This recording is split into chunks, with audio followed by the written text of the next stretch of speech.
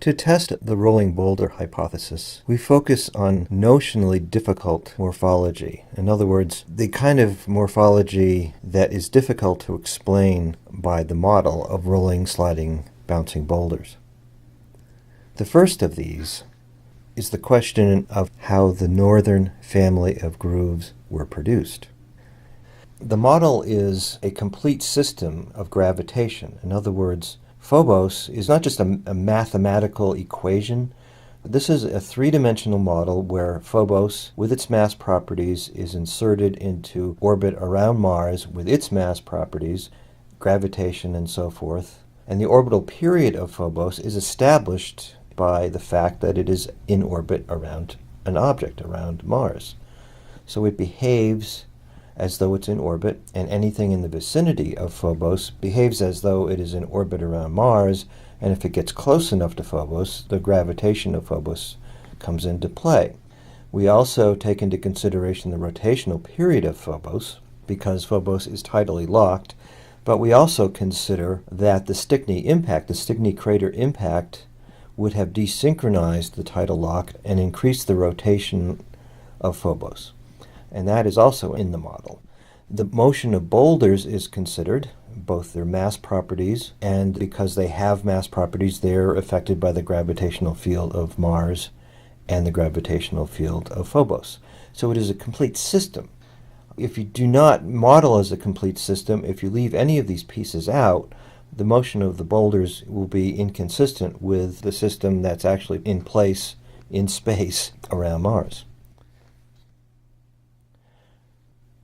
This slide offers an opportunity to describe the model in some detail. First of all, you'll notice that the boulders are fairly large. There are two reasons for that. One is that the underlying structure of the model is a collection of triangular polygons, and below this size of a boulder, the collision system doesn't work. So I have boulders falling through the surface of Phobos and getting launched into interstellar space, and that doesn't work. So the boulders have to be a certain size, and the model only can handle 82 boulders. In a sense, by having larger boulders, it helps to account for the fact that we would like to have more in terms of their collisions with each other and so forth.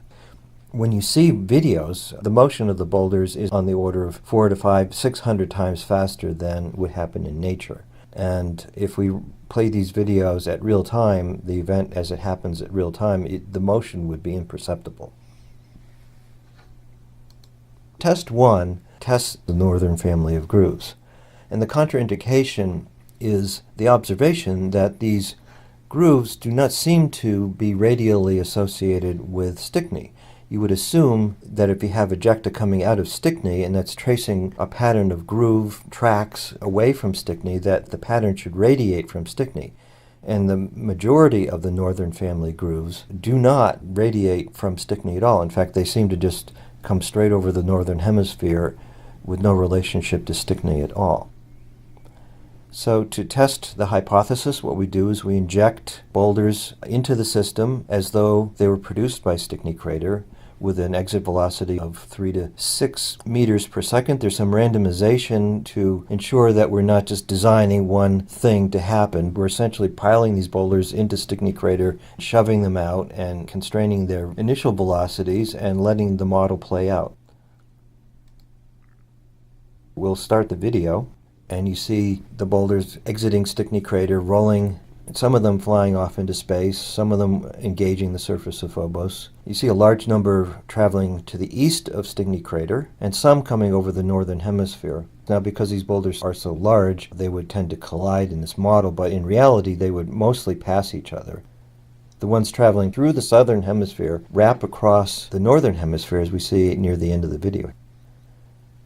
What's happening is we have boulders that are progressing across the southern hemisphere, wrapping around behind Phobos and coming back over the northern hemisphere to produce the grooves. So the contraindication is that they're not radially associated, but on a longer baseline, if you take the trajectory further all the way around Phobos, the gravitational modification, the rotational modification, takes these boulders down, up, back, and over the top of Phobos and traces out the grooves that we see. The contraindication is that the northern family of grooves are not radially aligned, but the observations from the model are that the non-radial northern family of grooves are produced by south and southwest directed Stickney Ejecta boulders that wrap all the way around, come across the northern hemisphere of Phobos, and trace out the northern family of grooves as we see them on Phobos.